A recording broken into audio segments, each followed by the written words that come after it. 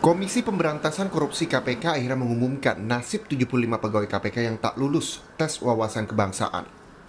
Sebanyak 51 pegawai KPK dipastikan akan diberhentikan per November 2021. Sementara 24 pegawai lainnya mengikuti pembinaan. Keputusan ini diambil seusai rapat pimpinan KPK bersama Menteri Pendayagunaan Aparatur Negara dan Reformasi Birokrasi dan Kepala Badan Kepegawaian Negara Selasa kemarin. Ke-51 pegawai terpaksa diberhentikan karena memiliki rapor merah dari tes wawasan kebangsaan. Kalau kemudian yang bersangkutan itu tidak lolos, ya yang bersangkutan juga tidak bisa diangkat jadi ASN yang 24. Nah, yang 51 tentu karena sudah tidak bisa dilakukan pembinaan berdasarkan penilaian asesor, tentu tidak bisa bergabung lagi dengan KPK. Wadah Pegawai KPK menyatakan kecewa dengan keputusan pemberhentian 51 pegawai KPK yang tak lolos tes wawasan kebangsaan. Mereka menilai pimpinan KPK dan BKN tidak mematuhi instruksi Presiden soal dasar pemberhentian seseorang. Pimpinan KPK dan BKN telah nyata-nyata tidak mematuhi instruksi Presiden dengan tetap memberhentikan pegawai KPK baik dengan cara langsung sejumlah 51 orang maupun dengan cara mendidik kembali 24 orang tapi tanpa adanya jaminan harus menjadi ASN. Sebelumnya, Presiden Joko Widodo meminta agar hasil tes wawasan kebangsaan kepada pegawai KPK tidak jadi dasar memberhentikan pegawai yang tak lulus tes.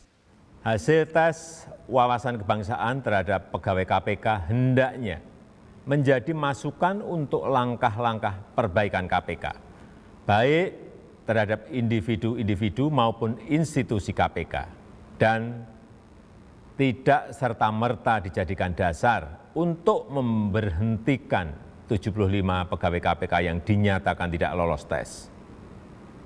Kalau dianggap ada kekurangan, saya berpendapat masih ada peluang untuk memperbaiki. Persoalan tes wawasan kebangsaan untuk pegawai KPK menuai polemik karena dinilai ada kejanggalan dalam materi tes sehingga ada 75 pegawai KPK yang tak lulus tes.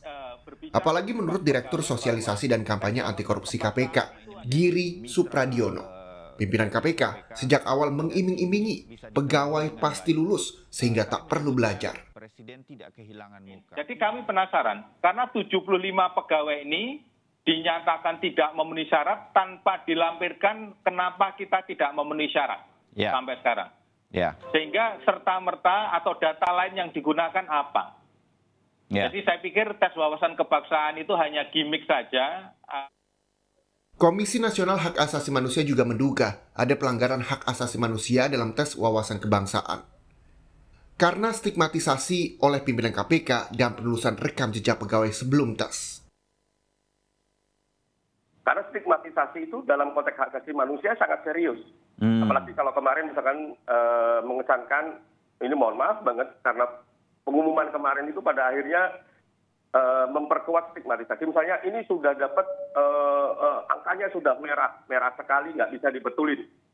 Nah, itu menurut kami mengkreasi stigmatisasi ini akan problem serius. Karena itu akan bersinggungan tidak hanya masa kekinian, tapi juga masa depan.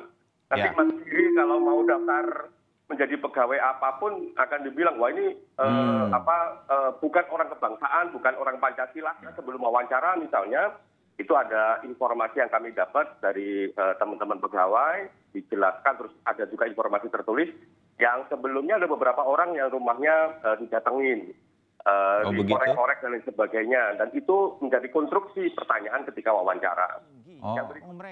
Anggota Komisi 3 DPR, Arsul Sani juga menilai pimpinan KPK tak transparan dalam menerapkan ukuran dalam tes wawasan kebangsaan. Dan kemudian bersama-sama pimpinan KPK juga jangan terkesan ya ketika menyampaikan penjelasan publik itu yang formal-formal saja, tapi tidak berani untuk membuka diskursus dialog di ruang publik termasuk dengan teman-teman media. Nah, padahal kalau ada sikap bijak dan ada keterbukaan, kesediaan ya untuk lebih katakanlah transparan tentang apa yang telah diputus dan apa yang kemudian akan dilakukan, ini paling tidak bisa menjadi pintu masuk, Mas Bayu, ya, untuk mencari penyelesaian yang baik. Ya. Sejak awal, pengalihan status pegawai KPK menjadi ASN penuh kontroversi. Meski jadi syarat undang-undang, praktik tes pengalihan status tak memenuhi amanat Undang-Undang KPK yang dikukuhkan Majelis Hakim Mahkamah Konstitusi dan juga permintaan Presiden Joko Widodo. Tim Liputan, Kompas TV.